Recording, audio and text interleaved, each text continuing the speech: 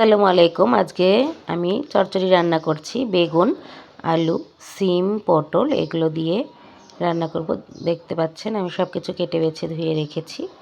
আর এখানে কাঁচামরিচ, পেঁয়াজ, ধনিয়া পাতা এগুলো কেটে বেছে ধুয়ে রেখেছি চচ্চড়ি করার জন্য। আর কাটছি হচ্ছে মাছ কেটে বেছে, এটাও ধুয়ে রেখেছি। এখন আমি চচ্চড়ি রান্না করব। পাতিল নিয়েছি, ধুয়ে রাখা সবজিগুলো পাতিলে নিচ্ছি। তারপর এখানে দেব কাঁচামরিচ, পেঁয়াজ, ধনিয়া পাতা।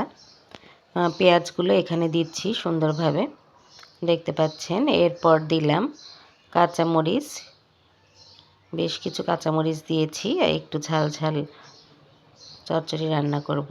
এরপর দিলাম ধনিয়া পাতা, হলুদ, লবণ দিয়েছি, দেখতে পাচ্ছেন।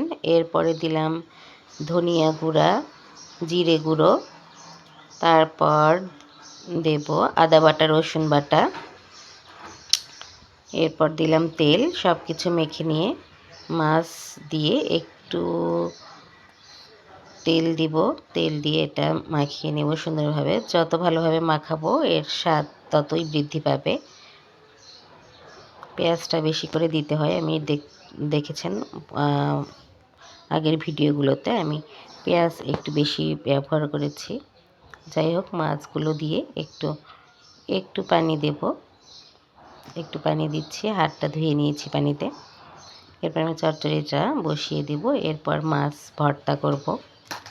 মাছ ভর্তা করার জন্য আগেই আমার এই ফ্রিজে এই মাছগুলো অনেক দিন ছিল, 7 দিন থেকে 10 দিনের মতো। যাই হোক, একটু বেশি দিন হয়ে গেলে মাছ কেমন জানি আর খেতে ইচ্ছা করে না, তাই সেই জন্য আমি এগুলো ভর্তা করছি। আপনারা ফেলে না দিয়ে ভর্তা করবেন। আদা, রসুন, পেঁয়াজ, কাঁচামরিচ এগুলো নিয়েছি। আর মাছটা আগে থেকে সেদ্ধ করে তুলে রেখেছি অল্প পানি, লবণ এবং তেল দিয়ে। আর এখানে তেল দিয়ে আমি শুকনো মরিচ ভেজে নিচ্ছি, একটু ভেজে নিয়ে তারপরে এখানে কড়াইয়ে কাঁচামরিচ, পেঁয়াজ, আদা, রসুন এগুলো দিয়ে আবার একটু ভেজে আর একটু এখানে তেল অ্যাড করব, করে ভেজে উঠিয়ে রাখবো। আর ওই সেদ্ধ মাছগুলো আবার একটু ভেজে নিচ্ছি। ভেজে নিয়ে আমি এগুলোর কাঁটাগুলো বেছে ভর্তা করব। যাই হোক, আপনারা সবাই ভালো থাকবেন যে যার অবস্থান থেকে, কারণ দেশে ভূমিকম্পের যে অবস্থা, 9 মাত্রার ভূমিকম্পের সংকেত দিয়েছে অলরেডি। যাই হোক, আল্লাহ রক্ষা করলে কোনোভাবেও কেউ ক্ষতি করতে পারবে না। আর প্রাকৃতিক দুর্যোগ যেহেতু এটি, আমরা কোনোভাবেই এর কাছ থেকে নিস্তার লাভ করতে পারবো না। আল্লাহ যা চাই তাই হবে।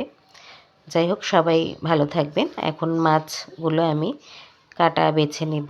এরপর